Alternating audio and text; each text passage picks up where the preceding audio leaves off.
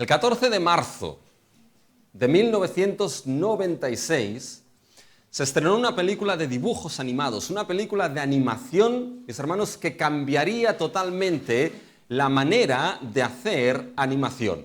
El 14 de marzo de 1996 se estrenó lo que es la película de dibujos animados de Toy Story. ¿Ya? Quizá a algunos les suena, ¿ya? A mí me suena. Sí, no pongan caras raras, ¿ya? A mí me suena. ¿Ya? Y fíjense, mis hermanos, de que en esa película cambió la forma de hacer animación. Ahí Walt Disney empezó algo totalmente distinto junto con Pixar. ¿Ya? ¿Y de qué iba esa película? Bueno, pues había un niño que se llamaba Andy, que tenía sus juguetes, y los juguetes, lo que es el sueño de cada niño, cobraban vida, mis hermanos, cuando Andy no estaba en su habitación. Y tenía un personaje, un juguete que era favorito, que era el vaquero, el cowboy Woody, mis hermanos. Este tenía el corazón de Andy, hasta que en un cumpleaños algo pasó. Llegó, mis hermanos, un juguete. Llegó un juguete que empezó a disputarle lo que es la preeminencia de la habitación y del corazón de Andy. Llegó, mis hermanos, lo que era el general intergaláctico de la galaxia, Buzz Lightyear, el cual defendía lo que era la galaxia del emperador Zork, mis hermanos. Y Buzz Lightyear, como un juguete nuevo, tenía todo tipo de cosas, botoncitos, lucecitas, mis hermanos, y Buzz Lightyear tenía una frase famosa. ¿Saben cuál es esa frase? La frase que tenía era, hasta el infinito y más allá. ¿Ven cómo se la saben? ¡Ay, que ven más dibujos de lo que parece! ¿Ya? Hasta el infinito y más allá, mis hermanos. Y es que Buzz Lightyear estaba dispuesto a proteger lo que era la galaxia del emperador Thor hasta el infinito y, si era necesario, más allá. Bien, nosotros, mis hermanos, no tenemos esta frase, hasta el infinito y más allá, pero sí sabemos, mis hermanos, que hay algo en el plan que Dios decretó desde antes de la fundación del mundo de que alcanzase hasta lo último de la tierra, mis hermanos. Y esto es precisamente la salvación en el Evangelio de nuestro Señor Jesucristo. Dios determinó que esa salvación llegase hasta lo último de la tierra. Y esto es lo que empezamos a ver en nuestro texto de hoy, en Hechos 11, los versículos del 19 al 30. Porque nos vamos a dar cuenta de que aquí, mis hermanos, la salvación se extiende y la iglesia crece hasta territorio, ahora sí, territorio gentil. Llega a un territorio, a unas ciudades gentiles y de manera específica va a llegar a una ciudad que se va a convertir en el centro neurálgico para la extensión de la salvación en el Evangelio, que va a ser la ciudad de Antioquía. Y a partir de aquí, mis hermanos, vamos a ir hasta Antioquía y más allá. La salvación, mis hermanos, se va a extender hasta Antioquía y más allá, hasta lo último de la tierra. España. En aquel tiempo, ¿ya? En aquel tiempo, mis hermanos. Así que fíjense, tengan sus Biblias abiertas, mis hermanos, en el capítulo 11 de Hechos, en los versículos que se han leído, del 19 al 30, y vamos a ir, mis hermanos, hasta Antioquía y más allá. Vamos a ver cómo se extiende la salvación a partir de este capítulo. Y eso es lo que vamos a destacar en el día de hoy. Vamos a ver, mis hermanos, la extensión de esa salvación. Primero veremos lo que es la extensión de la salvación. Debe generar en nosotros un entendimiento, un conocimiento específico. Segundo, lo que vamos a ver es que la extensión de la salvación debe producir en nosotros una respuesta e identidad particulares. Y tercero, lo que vamos a ver es que la extensión de la salvación debe darnos un sentir de unidad en el Evangelio. Esas tres cosas son las que veremos en el día de hoy, en cómo esa salvación se extiende y la iglesia crece ahora en esos territorios gentiles. Vamos a lo primero, mis hermanos. Vamos a ver que la extensión de la salvación debe generar en nosotros lo que es un conocimiento, un entendimiento específico. Y lo primero es que debemos entender, mis hermanos, algo simple pero que no podemos perder de vista, que la salvación se extiende hasta lo último de la tierra. Fíjense que esto es algo que nos encontramos ya al inicio de este texto que se ha leído en los versículos del 19 al 20. Si se dan cuenta en esta sección, Lucas nos va a mostrar una gran cantidad de lugares geográficos. Es decir, Lucas nos va a mostrar lo que es la extensión de la salvación. Nos va a mostrar el crecimiento de la iglesia de una manera muy específica. Lo va a mostrar citándonos lugares geográficos, es decir, cómo la salvación se extiende geográficamente. La geografía es algo importante en la escritura. Y sobre todo en algunos libros, hay libros que son importantes ver los lugares y las regiones geográficas, y Hechos es uno de esos libros.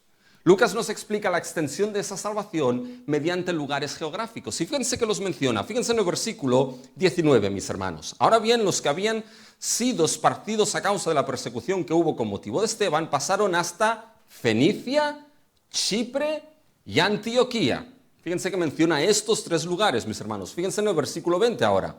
Pero había entre ellos unos varones de Chipre y de Cirene, los cuales cuando entraron en Antioquía, ¿se dan cuenta? Chipre, Fenicia, Cirene, Antioquía. Es decir, está mencionando lo que son lugares y ciudades eminentemente gentiles.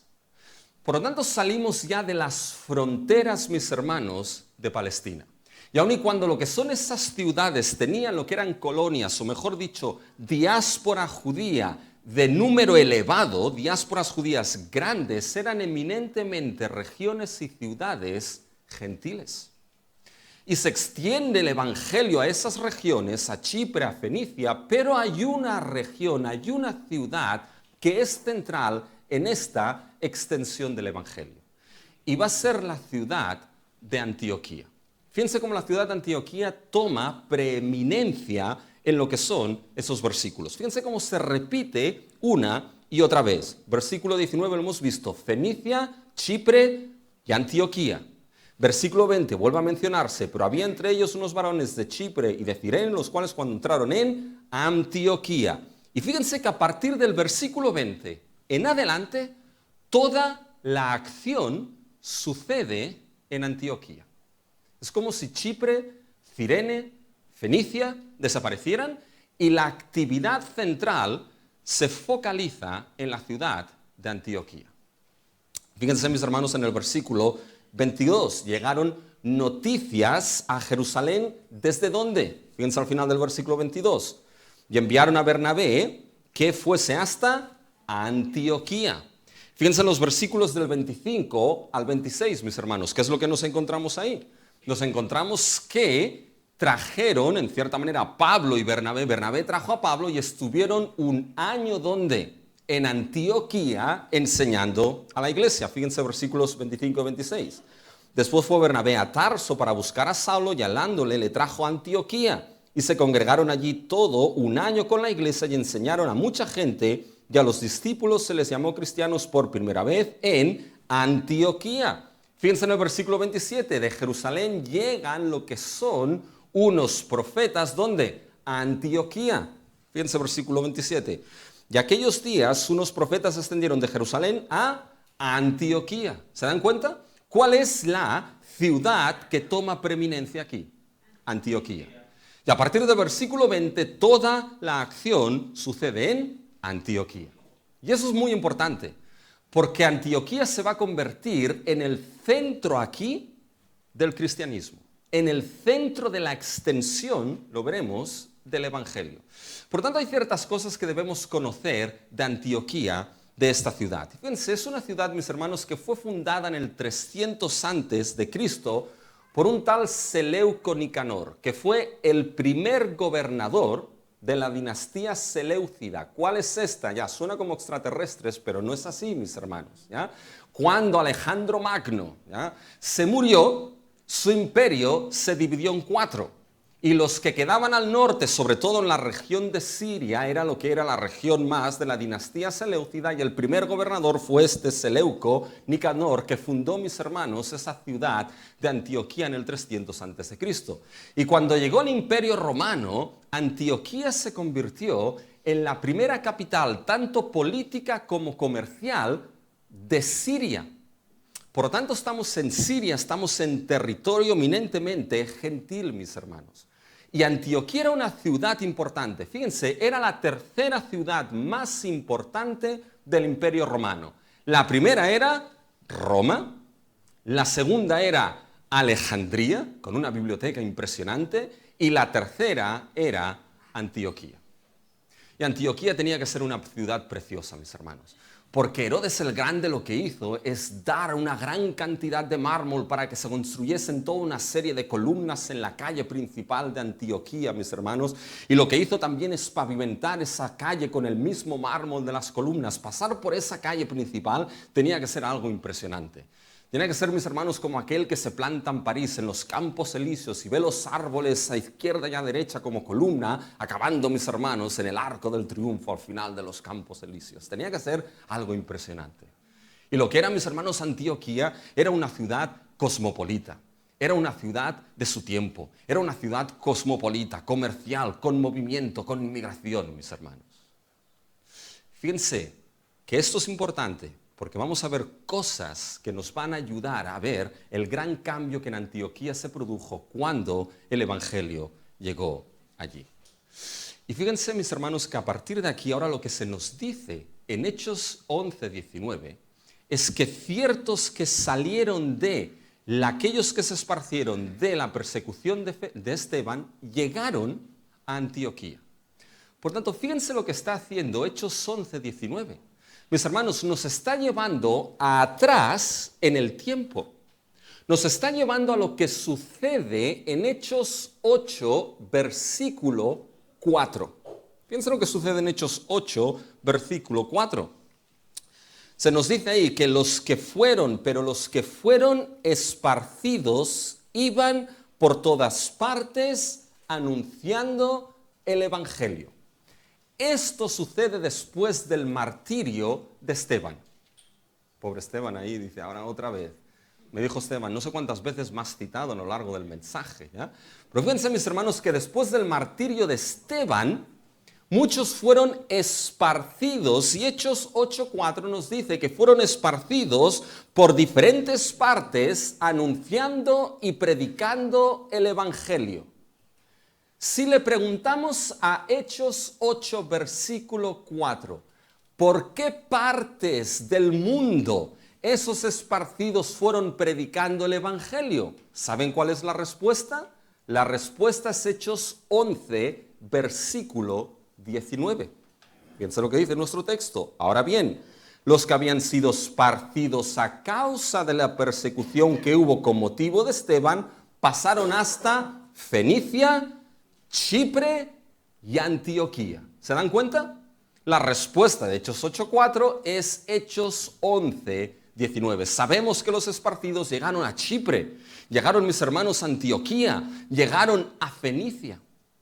Por tanto, es muy probable que Hechos 11 sucediese quizá antes de lo que vimos en Hechos 10. Cornelio. Por tanto, la pregunta aquí es, ¿por qué Lucas no sigue un orden cronológico? ¿Por qué entre Hechos 8 y Hechos 11:19, en medio, mis hermanos, tenemos Hechos 9 y Hechos 10, la conversión de Cornelio y su familia? ¿Por qué tenemos esto en medio? ¿Y saben por qué lo tenemos, mis hermanos? Porque Lucas aquí, inspirado por el Espíritu, no está queriendo seguir un orden cronológico. Lo que Lucas quiere al escribir el libro de Hechos y colocarte Hechos 9 y 10 antes de ver cómo la expansión del Evangelio llega a Fenicia, a Chipre, a Cirene, a Antioquía, a regiones gentiles, lo que Lucas quiere y lo que el Espíritu quiere, mis hermanos, en su palabra, es que escuchásemos una verdad que es innegociable. Una verdad que rige un tema fundamental aquí. ¿Y saben cuál es esa verdad? Es la verdad que Pedro entendió, mis hermanos, cuando se presentó a la casa de ese gentil Cornelio. Es entender la verdad de que Dios no hace acepción de personas en la salvación. Es entender la verdad, mis hermanos, de que Dios mismo ya estaba preparando que su salvación llegase a regiones que quizá nadie hubiese pensado alcanzar. Que su salvación llegase a lugares y a personas que quizá nunca nadie hubiese decidido salvar. Y en el capítulo 9 Dios ya preparó a un hombre que nadie hubiese escogido, a un hombre que nadie hubiese pensado. Escogió a Saulo de Tarso, ¿para qué? Que le dijo a Ananías, ve, porque este me es instrumento en mis manos para proclamar mi nombre, ¿dónde? A los gentiles, reyes y a los hijos de Israel. Y en Hechos 10, ¿qué es lo que entendió Pedro? Ahora entiendo, Señor, ahora entiendo de que tú no haces acepción de personas. Esta es la verdad que has situado en Hechos 9 y 10. Y cuando llegas ahora a Hechos 11, 19 y ves que el Evangelio llega a Fenicia, a Chipre, a Antioquía, dices, claro que sí, no podía ser de ninguna otra manera. Porque el plan establecido y decretado por Dios es que esa salvación se extendiese y no hiciese acepción de personas alguna. ¿Se dan cuenta? Eso es por lo cual está establecido así, mis hermanos. Y esto es algo que Dios ha establecido en su decreto eterno y que la historia de la salvación nos muestra desde Génesis mismo. Cuando Dios creó al ser humano a su imagen conforme a su semejanza, ¿lo creó para qué, mis hermanos? Dios creó y dijo, hagamos al hombre a nuestra imagen conforme a nuestra semejanza. ¿Para qué? Para que señoree en los peces del mar, en las aves de los cielos, para que señoree, gobierne, para que extienda la gloria, el conocimiento y el reino del Creador hasta los 4 rincones de toda la creación. Y aunque eso, mis hermanos, el ser humano no lo hizo, Dios no dejó este plan que Él había decretado, porque cuando llamó a un hombre y lo sacó de su tierra y le dijo, sal de tu tierra, deja tu parentela y ve a la tierra que yo te mostraré. Cuando llamó a Abraham, ¿cómo acabó esas promesas a Abraham? Y en ti, en Génesis 12:3, y en ti o a través de ti, serán benditas todas las familias de la tierra. ¿Y saben cómo Pablo interpreta esa promesa dada a Abraham? En ti serán benditas todas las familias de la tierra. ¿Saben cómo lo interpreta Pablo, mis hermanos? Que eso que Dios le dijo a Abraham fue la escritura anunciando ya que Dios justificaría por la fe a los gentiles. ¿Quieren verlo? Fíjense en Gálatas 3, versículo 8. Fíjense lo que dice ahí. Y la escritura, previendo que Dios, escuchen lo que dice, había de justificar por la fe a los gentiles, que es lo que hizo la escritura, dio de antemano la buena nueva a Abraham, diciendo, en ti serán benditas todas las naciones. Cuando Dios le dijo esto a Abraham, era Dios estableciendo que llegaría el día que por medio de la buena nueva del Evangelio justificaría por fe a una nación, no, a los gentiles mismos, mis hermanos. Llegaría hasta lo último de la tierra. Y fíjense, mis hermanos, que esto es gracias a que hubo el hijo último de Abraham, la simiente última de Abraham, que es Cristo. Cuando llegamos a Mateo, ¿cómo empieza Mateo? He aquí el libro de la genealogía de Jesús, el Cristo, hijo de David, hijo de Abraham. Y ese hijo de Abraham que tiene sobre sus hombros, mis hermanos, esas promesas de bendecir a las familias y naciones de la tierra, al final, mis hermanos de Mateo, en la gran comisión, en Mateo 28, mis hermanos, del 19 en adelante, ¿qué es lo que le dice? Toda potestad me ha sido dada en los cielos y en la tierra. Por tanto, le dice a sus discípulos, quedaros en casa. Por tanto, quedaros en aquel grupito que os va bien. ¿Les dice esto? Por tanto, id. ¿Pero id dónde? Id a las naciones y haced discípulos, bautizándolos en el nombre del Padre, del Hijo y del Espíritu Santo. De tal manera que ese ideal de Génesis, mis hermanos, de toda la creación, se diese ahora en aquel que es la simiente última de Abraham, la simiente última de la mujer, Cristo Jesús. ¿Se dan cuenta, mis hermanos? Ese es el plan de Dios desde la eternidad. Ese es el plan de Dios en Génesis. Así se lo dijo Cristo a sus discípulos al inicio de Hechos, ¿se acuerdan? En Hechos 1:8, recibiréis poder cuando haya venido sobre vosotros el Espíritu Santo y me seréis testigos en Jerusalén. Ya va bien. ¿Se quedó ahí? No. Y en toda Judea. Ya va bien. ¿Se quedó ahí? No. Y en Samaria.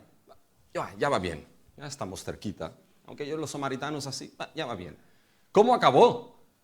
Y hasta lo último de la tierra. Y mis hermanos, puede parecer una verdad obvia, pero siempre se lo digo, a veces lo obvio es lo que se obvia más pronto y más temprano, mis hermanos. Porque esto lo que nos da, mis hermanos, es la visión, mis hermanos, y el entendimiento, y lo repetiremos una y otra vez, pero da igual, de lo que debe ser y es la iglesia de Cristo, que será ese pueblo tocado por esa gracia y por esa salvación que se extiende, un pueblo, toda tribu, lengua, raza y nación, mis hermanos. Que esto es lo que nos vamos a encontrar en el cielo, mis hermanos. Gente de toda tribu, lengua, raza y nación. ¿Cómo nos entenderemos? No tengo idea, ya se encargará el Señor de esto. Pero procuremos por la gracia de Dios y la fe en Cristo estar allí, mis hermanos. Y nos muestra esto que vivimos, que la iglesia vive en un tiempo, el tiempo del nuevo pacto, mis hermanos, donde no podemos quedarnos de hablar el evangelio a un solo grupo, sino que tiene que ir, mis hermanos, a todas las naciones.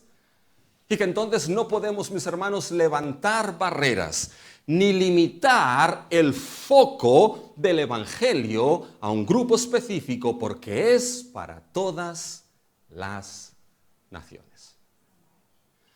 Fíjense que este evangelio que se extendió a Fenicia, a Chipre, a Antioquía, debe darnos este entendimiento de que la salvación se extiende hasta lo último de la tierra. Y si entendemos esto, tenemos que entender una segunda cosa de este primer punto.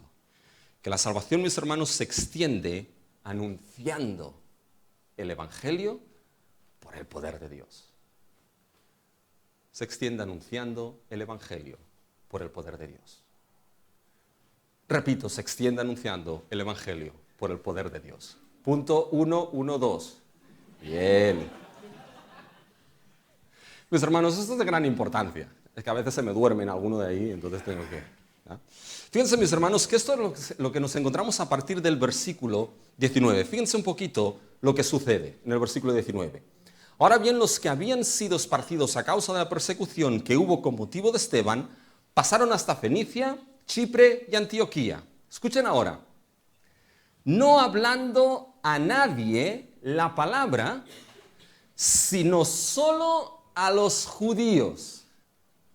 Pregunta, ¿está esto bien? No respondan. Respuesta, sí, está bien y es legítimo. Pregunta, ¿es eso suficiente? Respuesta, no. ¿Por qué, mis hermanos? Porque se vive en el periodo, mis hermanos, de tiempo donde ahora la salvación tenía que extenderse no solamente a un grupo específico, mis hermanos, sino a todas las naciones. Por lo tanto, estaba bien que hubiese algunos que hablaron solamente a los judíos. Era correcto, era legítimo, tenían que escuchar. Pero en el periodo de la historia redentora, después de la cruz, de la resurrección, de la ascensión y de la venida del Espíritu Santo, ¿era esto suficiente? Después de haber visto un Cornelio gentil y su familia que se había convertido, ¿era esto suficiente? No, mis hermanos. Debía llegarse a todo el mundo. Y gracias a Dios que hubo unos que se les encendió la lucecita, mis hermanos, y fueron a hablar a los griegos. Fíjense en el versículo 20. Pero había entre ellos unos varones de Chipre y de Cirene, los cuales cuando entraron a Antioquía hablaron también a los griegos. Aquí son gentiles los griegos. Hablaron también a los griegos.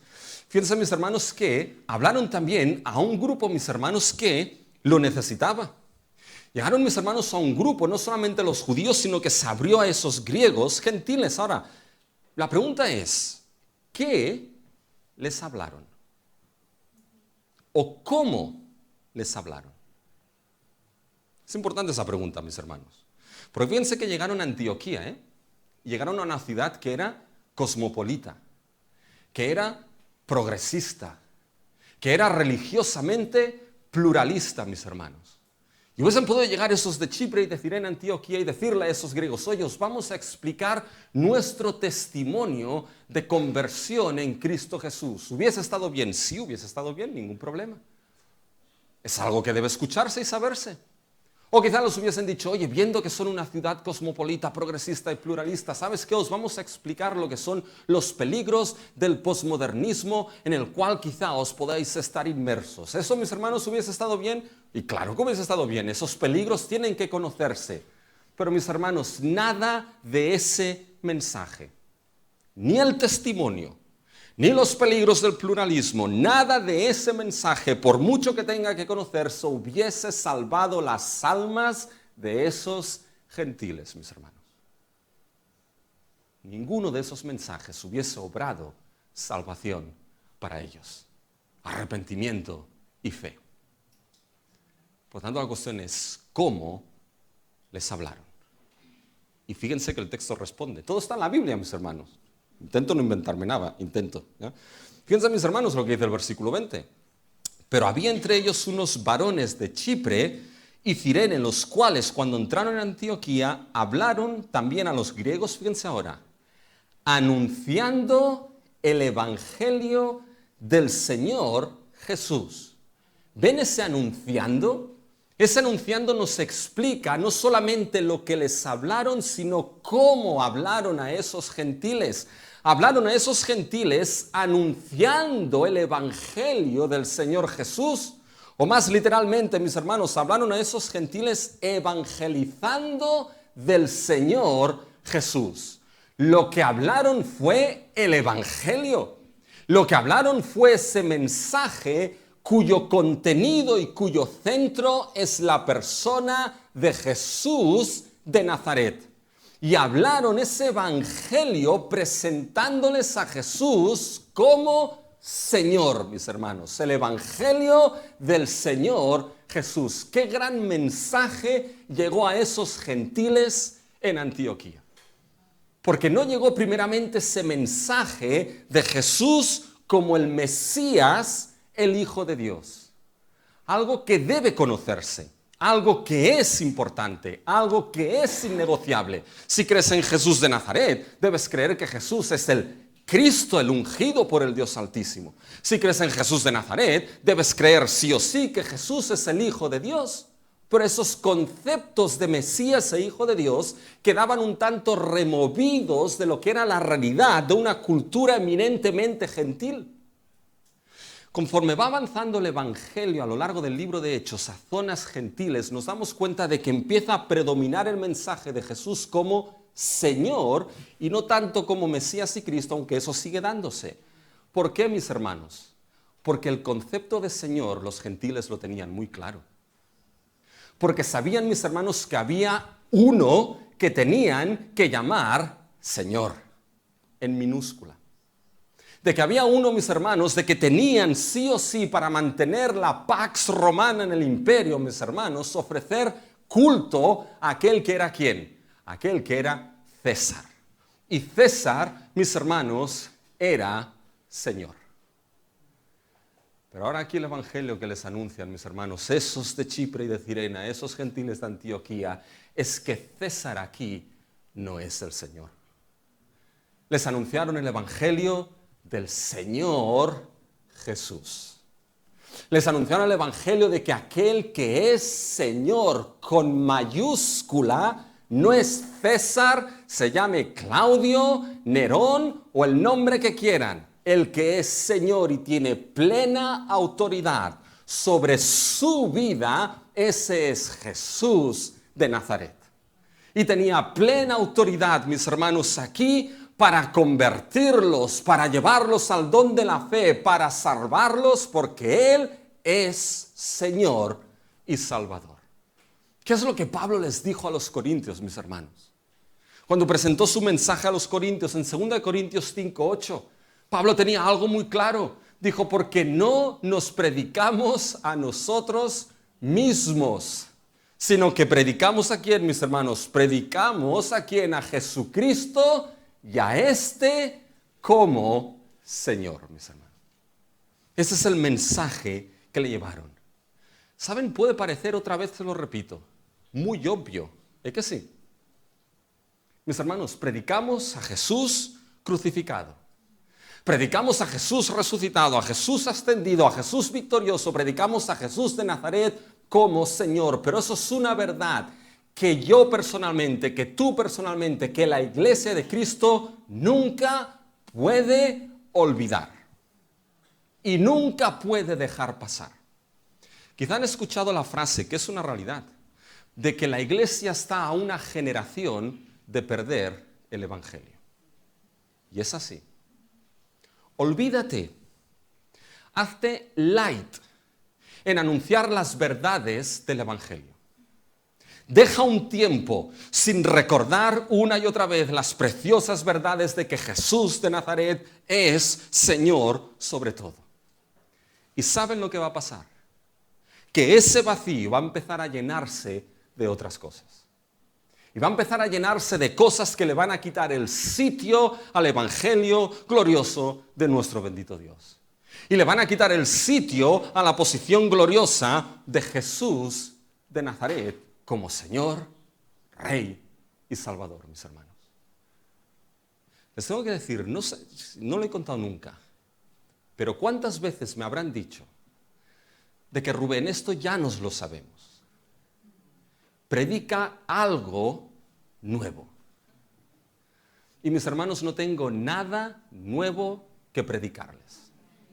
Porque el único mensaje que tengo y el único mensaje que tenemos como iglesia es el mensaje del Evangelio de Jesús, nuestro Señor. Y con todas las implicaciones que ese Evangelio determine, mis hermanos, pero al final todo se cumple en aquel que es nuestro Señor y nuestro Salvador. Y ese mensaje es el que amartillamos y repetimos porque es el que trae gloria a nuestro Dios, mis hermanos. Pero deja un tiempo olvidándote de esto e inmediatamente, mis hermanos, será llenado por otras cosas. Predicamos el Evangelio del Señor Jesús y ese mensaje es el que muchas veces, mis hermanos, tiene la mano de bendición y de poder de nuestro Dios. Porque fíjense, mis hermanos, lo que sucede aquí. Ese anuncio del Evangelio, esa extensión del Evangelio, de la salvación se produjo anunciando el Evangelio del Señor con el poder de Dios. Fíjense si seguimos leyendo en el versículo 21. Y la mano del Señor estaba con ellos. Y gran número creyó y se convirtió al Señor. ¿Se dan cuenta? Anunciaron el Evangelio del Señor Jesús y ¿qué nos dice? Y la mano del Señor estaba con ellos. Mis hermanos, esa expresión de la mano del Señor es una expresión que proviene del Antiguo Testamento y nos muestra lo que es la presencia de Dios, ya sea bien para juzgar o para bendecir, para juzgar o para dar salvación. ¿Se acuerdan del primer libro de Samuel? ¿Se acuerdan de Samuel? Tiempos ha. Que cuando los filisteos, mis hermanos, cogieron lo que era el arca y la pusieron delante de su dios Dagón, mis hermanos, y el Dagón ese apareció degollado delante del arca, mis hermanos. Fíjense que en ese texto, en 1 Samuel 5, 2 veces se menciona la mano de Dios contra esos filisteos. Fíjense en el versículo 6 del primer libro de Samuel, capítulo 5. Y se agravó la mano de Jehová sobre los de Asdod y los destruyó y los hirió con tumores en Asdod y en todo el territorio. Fíjense el versículo 9. Y aconteció que cuando la habían pasado, la mano de Jehová estuvo contra la ciudad con gran quebrantamiento y afligió a los hombres de aquella ciudad, desde el chico hasta el grande, y se llenaron de tumores. La mano de Jehová, la mano de Dios, en juicio contra estos. Pero en Hechos, aquí la vemos, la mano de Dios, ese poder de Dios para obrar ¿qué? Para obrar salvación. La iglesia había orado ya por esto. Miren el capítulo 4 de Hechos, versículos 29 y 30. Y ahora, Señor, mira sus amenazas después de que sacaron a Pedro de la cárcel. Y conceda a tus siervos que con todo denuedo hablen tu palabra mientras extiendes tu mano para que se hagan sanidades y señales y prodigios mediante el nombre de tu santo Hijo Jesús. Esto es lo que sucedió, mis hermanos, en Antioquía. El Evangelio fue anunciado, el Evangelio del Señor Jesús, mis hermanos, y la mano de poder de Dios. La mano de poder de Dios, mis hermanos, estuvo allí para obrar ¿qué? El mayor milagro de todos, mis hermanos. El milagro de que aquellos gentiles que escucharon ese Evangelio por el poder de Dios y su mano, mis hermanos, creyeron y se convirtieron al Señor Jesús. Y una gran multitud fue añadida de aquellos que se arrepintieron, que creyeron y se convirtieron a ningún otro salvo al Señor Jesús. Fíjense, el final del versículo 21. Y gran número creyó y se convirtió al Señor. Mis hermanos, esa mano del Señor era la confirmación de ese mensaje de que Jesús es Señor. E hizo crecer la iglesia en Antioquía. Y cuando la mano del Señor, mis hermanos, está en el Evangelio, la iglesia crece. No quiere decir que todo crecimiento sea por la mano del Señor, ¿eh? No se equivoquen. Porque hay crecimiento que nada tiene que ver, mis hermanos, con la mano del Señor. Nada. Hay lugares que están llenos, mis hermanos, y no tiene que ver por lo que es la mano del Señor. Simplemente pon unas cuantas luces de neón. Haz un poco de espectáculo. Y lo más importante, dale a la gente lo que la gente quiere escuchar. Convierte en el Evangelio en puro populismo. Dale lo que la gente quiere escuchar y se te va a llenar así. El crecimiento genuino, mis hermanos, por la mano del Señor. Y esa mano aquí nunca va desvinculada del Evangelio. Es el anuncio del Evangelio del Señor Jesús. Y ese mensaje del Evangelio en la soberanía de Dios y en su voluntad, cuando Él pone su mano, el crecimiento, mis hermanos, es un crecimiento de vidas rendidas a Cristo. Es el crecimiento de aquellas vidas que son transformadas por la verdad del Evangelio. Aquellas vidas que nada querían saber de Cristo y ahora se rinden a Él. Vidas arrepentidas, vidas transformadas, vidas que se convierten a Cristo, mis hermanos. Salvación de aquellos que Dios ha ordenado para vida eterna. Creyentes, mis hermanos, que se arrepienten de sus pecados y son transformados y forjados a la imagen de Cristo Jesús, mis hermanos. Este es el crecimiento que genera el Evangelio del Señor Jesús y la mano del poder de nuestro Dios, mis hermanos. ¿Sabes? Si llegaste a Cristo, no fue por la elocuencia del predicador. No fue ni por tu inteligencia, ni por tu sabiduría, ni por tu elocuencia. ¿Sabes por qué fue? Porque Dios quiso que el día en que ese anuncio del Evangelio del Señor Jesús llegase a tu vida, esa mano poderosa de Dios te llevase a Cristo. Y esa mano como la mano del Padre que lleva al Hijo hacia sí, esa mano con poder, pero con gran cariño y amor, te llevó a Cristo Jesús. Para que a Él te rindieses, para que a Él te convirtieses, para que ahora de Él dijeses, Él es mi Señor. Y si en el día de hoy quizás estás viendo y escuchando en tu corazón ese arrepentimiento de esos pecados, ese moverte a Cristo como Señor y Salvador, ese volverte a Él y creer en Él, o esto no es por elocuencia de nadie, quizás es la mano poderosa del Señor acercándote a Él. Si es así, te digo como el autor de Hebreos dejó escrito, no endurezcas tu corazón. ¿Se dan cuenta, mis hermanos? La extensión de la salvación nos muestra ese conocimiento.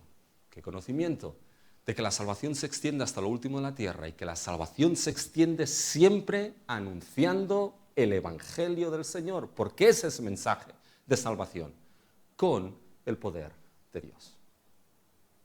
Bien, cuando esto sucede, mis hermanos, pasamos a un segundo punto, que es la extensión, mis hermanos, de la salvación debe producir en nosotros una respuesta e identidad particulares.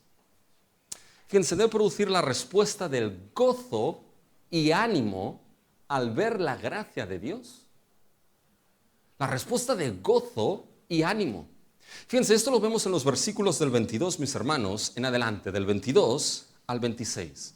¿Y qué es lo que sucede a partir del versículo 22? Esas noticias de lo que pasó en Antioquía con los gentiles llegaron, mis hermanos, a Jerusalén, donde estaba la iglesia madre. Todo empezó en Jerusalén. ¿Y qué es lo que los de Jerusalén hicieron, mis hermanos? Lo mismo que hicieron con los samaritanos. Enviaron a alguien a que mirase qué es lo que allí estaba sucediendo. Pero no enviaron a uno cualquiera. Enviaron, mis hermanos, ¿a quién? A Bernabé. Piensa en el versículo 22. Llegó la noticia de estas cosas a oídos de la iglesia que estaba en Jerusalén y enviaron a Bernabé que fuese a Antioquía. Es lógico que enviasen a Bernabé. Porque, mis hermanos, Bernabé originalmente era de Chipre, estaba más cercano a esas regiones. Eso se nos dijo en Hechos 4, versículo 36. Entonces José, a quien los apóstoles pusieron por sobrenombre Bernabé, que traducido es hijo de consolación. Quédense con esto. De consolación o de ánimo. Esa es la palabra que aparece ahí. Es hijo de ánimo. Levita natural de Chipre. Bien, enviaron a Bernabé a Antioquía y Bernabé vio algo, mis hermanos. Bernabé vio algo. Es el versículo 23. Cuando llegó y vio la gracia de Dios. ¡Wow! Sorprendente, mis hermanos. No vio en absoluto las columnas de mármol de Herodes el Grande. No vio lo que es las calles asfaltadas de mármol que Herodes el Grande proveyó. No. Cuando llegó a Antioquía, ¿qué vio? Vio la gracia de Dios. ¿Y cómo es posible que Bernabé viese la gracia de Dios? ¿Se lo han preguntado? La gracia de Dios, mis hermanos, no es algo físico. No es algo que uno puede ver con sus propios ojos y palpar con sus manos. ¿Qué es lo que vio? Yo recuerdo que una vez fuimos de excursión, aquí algunos de valientes de la iglesia, nos perdimos por las montañas ahí, y por un caminito estrecho, mis hermanos, de repente estamos Giel y yo, y a unos 50 metros nos saltó, mis hermanos, un ciervo justo delante. Bueno, yo digo con un ciervo. Quizá era un oso, pero soy tan necio que quedaba un ciervo yo, no lo sé. No, un ciervo, mis hermanos, ahí, digo, algo que nunca habíamos visto y ¡pum! De repente saltó y después se fue. Hemos visto un ciervo, mis hermanos. Pero ¿cómo ves la gracia de Dios? No es como un ciervo que te aparece en medio y dice, nunca lo he visto y ahora lo veo. ¿Qué es lo que vio Bernabé? ¿Y saben qué es lo que vio? Lo que se nos ha dicho al final del versículo 21. Que gran número creyó y se convirtió al Señor. Esto es lo que vio Bernabé. Llegó a Antioquía, mis hermanos, y vio a gentiles que habían creído en Cristo. Vio a gentiles que se habían convertido al Señor Jesús, mis hermanos. Y lo que él vio al ver ese hecho fue la gracia sublime de Dios. Porque esto, mis hermanos, el creer en Cristo, el convertirse a Él, el arrepentirse solamente por pura gracia. Nunca es por obras, nunca nada nosotros podemos hacer. Tiene que ser la bondad inmerecida de Dios. La gracia inmerecida de Dios que sea capaz de coger a un pecador, sea quien sea, y volverlo a Cristo Jesús. Llámale como quieras. Llamamiento irresistible, gracia eficaz, sublime gracia que a un infeliz salvó. Dilo como quieras, pero es por la pura gracia de Dios. Y esto es lo que vio Bernabé. Vio vidas salvadas y dijo, esto es la gracia del Dios Altísimo. Y si quieres ver la gracia de Dios, tienes que mirar a tus hermanos. Tienes que ver esas vidas transformadas de aquel que se sienta a tu lado como tu hermano, que es recipiente de la misma gracia de la cual tú eres depositario. Y ver esa vida transformada es ver la gracia de Dios sublime y eficaz en la vida de uno. Es ver, mis hermanos, lo que pudimos ver cuando nuestros hermanos Jordi y Pilar bajaron a las aguas. ¿Qué es esto? Es la gracia de Dios. O escuchar ahora que hay hermanos como Naim, Jared, que quieren bajar a las aguas. ¿Qué es esto? Es ver la gracia de Dios. O que hay hermanos que son capaces de arrepentirse de sus pecados. ¿Qué es esto? Es la gracia de Dios obrando en la vida de los suyos. No es obra de hombre. Por eso, mis hermanos, lo que sucede aquí, sea lo que suceda, mis hermanos, el único que debe recibir gloria, honra, alabanza, honor y poder es nuestro Dios. Porque todo es por la gracia de Dios. Y llegó ahí Bernabé. Y cuando llegó, vio la gracia de Dios. ¿Y cómo respondió?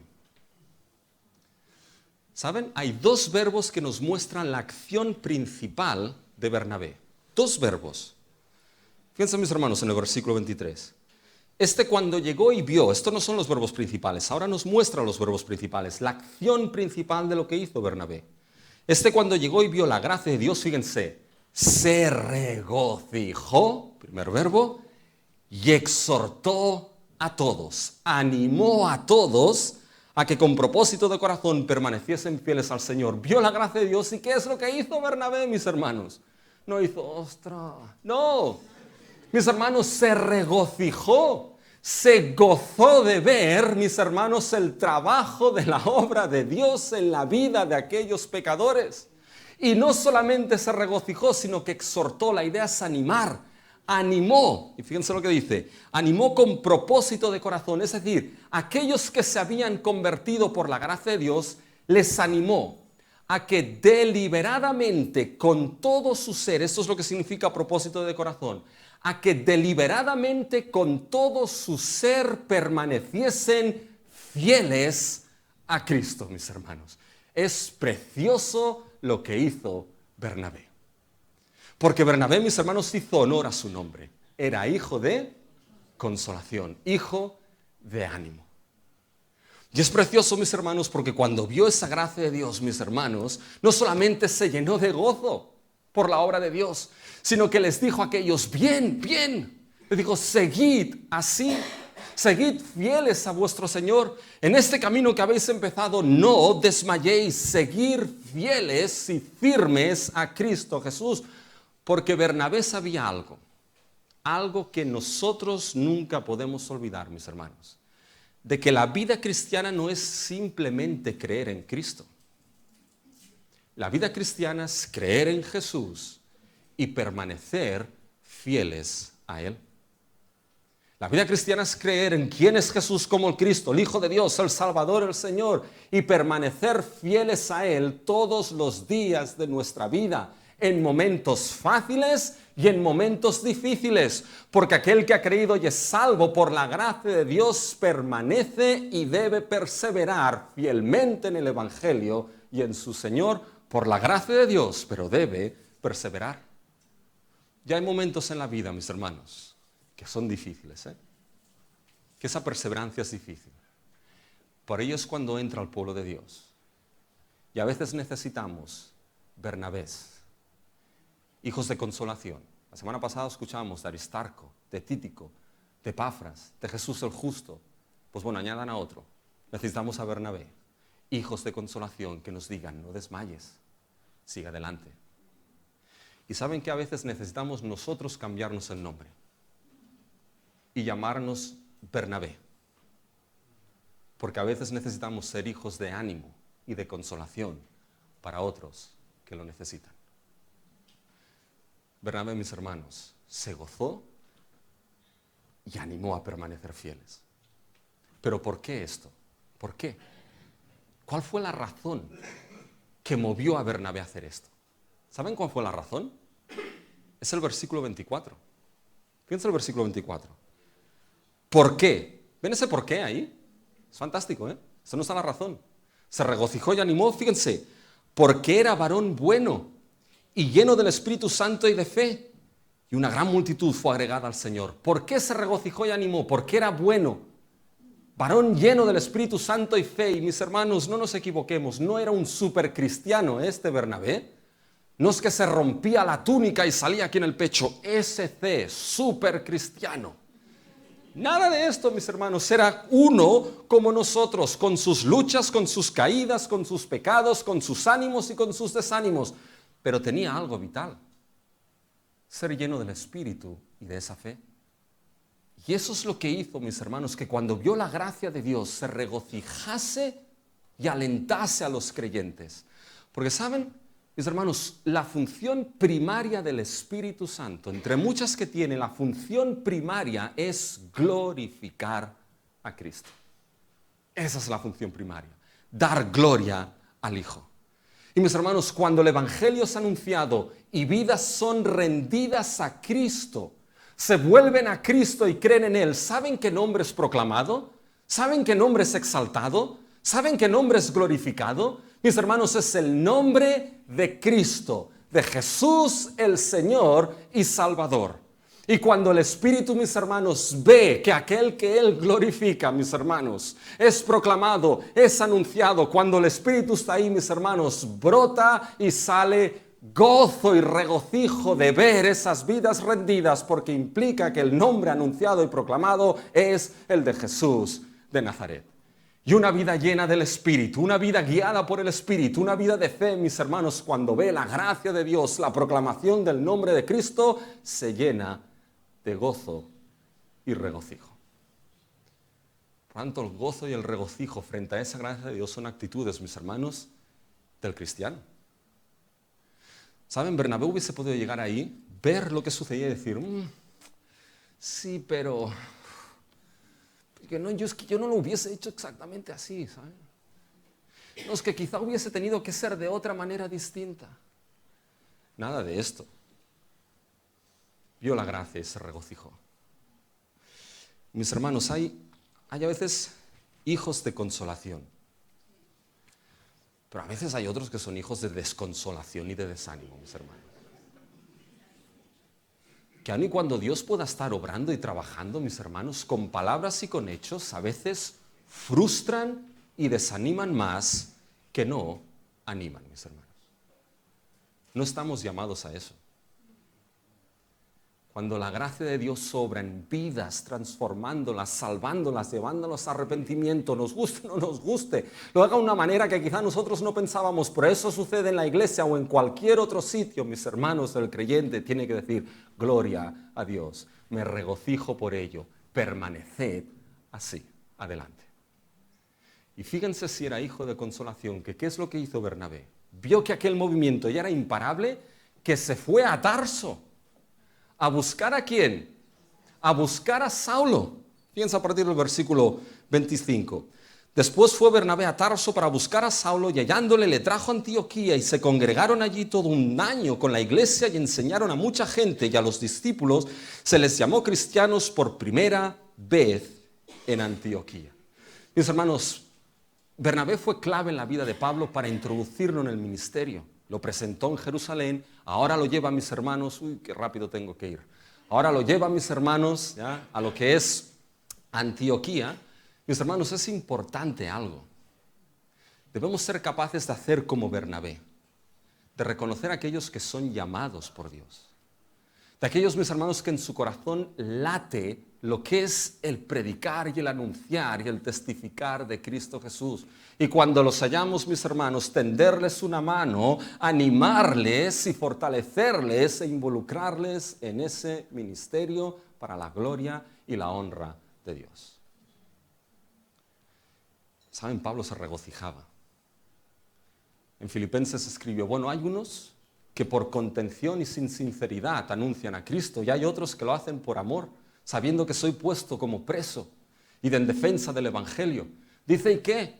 Dice, ya sea por pretexto o por verdad, Cristo es anunciado. ¿Y qué dice Pablo? Y yo me gozo, y aún me gozaré más, mis hermanos. Eso es lo que la extensión de la salvación tiene que responder. Esa es la respuesta. Pero ahora, ¿cuál es la identidad? Bueno, tengo que ir rápido, mis hermanos. La identidad, fíjense, mis hermanos, la identidad es la identidad transformadora de ser cristianos. Eso es como se les identificó en Antioquía. Fíjense al final del versículo 26. Y se les llamó por primera vez cristianos en Antioquía, mis hermanos. Y si yo les pregunto, ¿qué es un cristiano?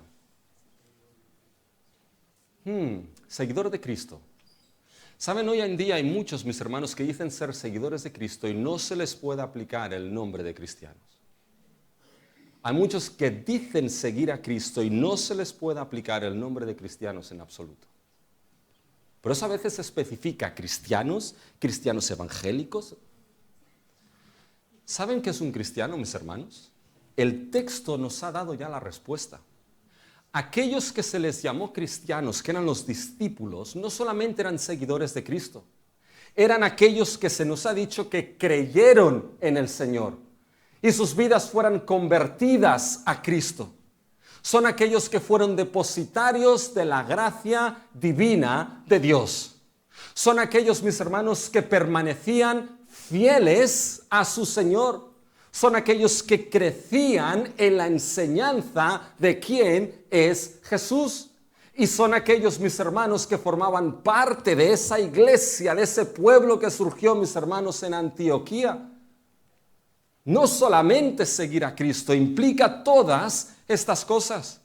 Como les he dicho, muchos hoy en día, mis hermanos, son aquellos que se dicen cristianos, pero no han rendido sus vidas a Jesús de Nazaret como Señor y Salvador. Hay muchos aquellos que llevan el nombre de cristianos y siguen más a tradiciones que no a Cristo Jesús, mis hermanos. Hay aquellos que se llaman cristianos, mis hermanos, y nada quieren saber del pueblo que Cristo está edificando. Que no tienen amor por la iglesia de Cristo en absoluto, mis hermanos, y que no tienen arrepentimiento en absoluto en sus vidas. Un cristiano aquí, mis hermanos, es aquel depositario de la gracia, que ha creído en Cristo, que se ha convertido al Señor, que crece y permanece en Cristo, las duras y las maduras, que crece en la enseñanza de Cristo Jesús y que sabe lo que es formar parte de ese pueblo redimido por la gracia de Dios y la sangre de Cristo Jesús. A esos los vieron en Antioquía y les dijeron, estos son cristianos. ¿Se acuerdan que les he explicado de la ciudad de Antioquía? Cosmopolita, pluralista y progresista. Una ciudad que nada tenía que ver con la extensión del Evangelio. Pero ahora ese Evangelio llegó ahí y Antioquía tenía una luz. Tenía aquellos que son sal y luz de la tierra. ¿Y saben lo que sucedió con Antioquía, mis hermanos? Algo glorioso. Lo que sucedió con Antioquía es que desde este momento, mis hermanos, Antioquía se convertirá en la capital para la extensión del evangelio y del cristianismo a toda la parte oriental del Imperio Romano. Y más tarde Roma será el centro para la extensión de la salvación y del evangelio, la parte occidental del Imperio Romano hasta España, mis hermanos.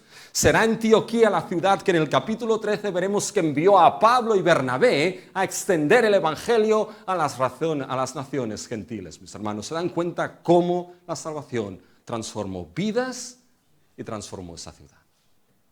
Y por último, ahora sí que tengo que dar un salto de campeonato, mis hermanos. Pero ya están acostumbrados, ¿no? La extensión de la salvación, mis hermanos, tiene que darnos un sentir de unidad en el Evangelio. ¿Y qué sentir, mis hermanos? La unidad de una sola iglesia. Fíjense, esto es fácil, mis hermanos, de resumir, porque del versículo 27 al 30 llegan unos profetas de Jerusalén a Antioquía.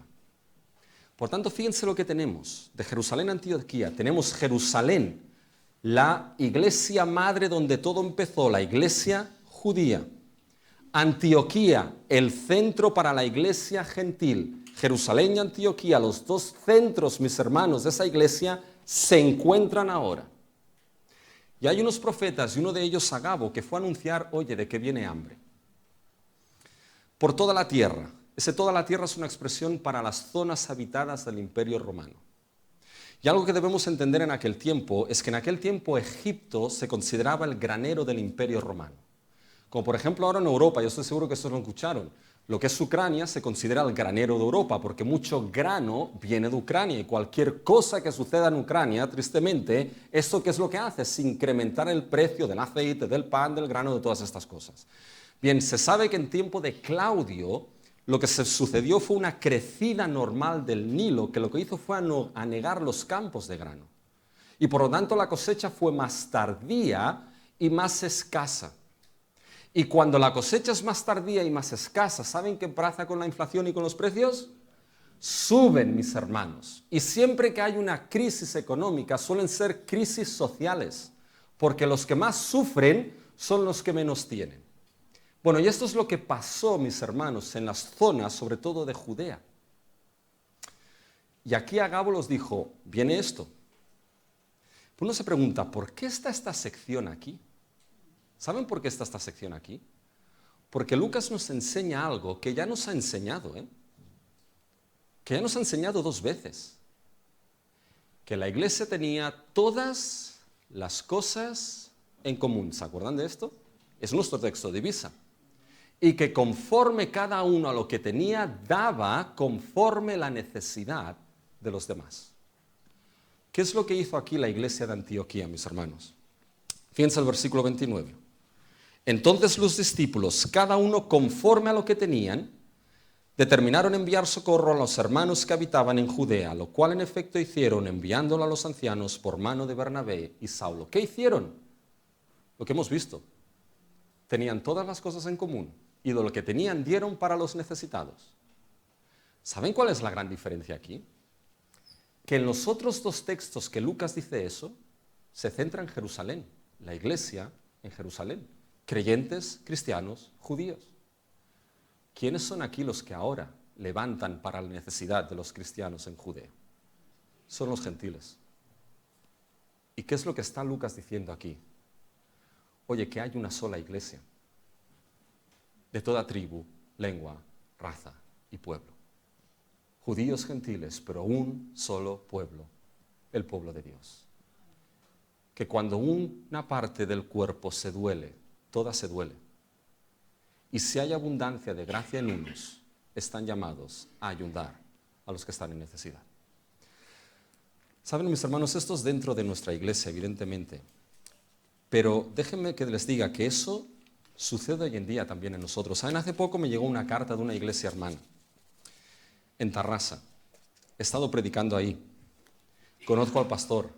El pastor estuvo en la inauguración de nuestro seminario aquí, apoyando la inauguración del seminario. Y por diferentes cuestiones que no voy a mencionar, porque hay nombres implicados, que hay personas aquí que conocen, se les echa del local. Una iglesia que lleva años y años y años. Y el pastor ahora tiene que ponerse a trabajar porque si no, no pueden cubrir un nuevo local. Y han escrito una carta a iglesias hermanas pidiendo ayuda para poder al menos afrontar el inicio de lo que es un nuevo local. La pregunta es, ¿qué debemos hacer en una situación así como iglesia? ¿Qué debemos hacer cuando la necesidad de la iglesia de Cristo se nos presenta? No podemos ayudar a todo el mundo, ni mucho menos, eso lo tenemos claro. Pero cuando Dios en su abundancia de gracia nos da y hermanos piden auxilio, ¿qué debemos hacer, mis hermanos? Fíjense, mis hermanos, que esa extensión de la salvación nos anima, mis hermanos, a que sigamos predicando la palabra. Sigamos anunciando el Evangelio. Sigamos firmes en Cristo. Y sigamos entendiendo que somos una sola iglesia, en lo bueno y en lo malo.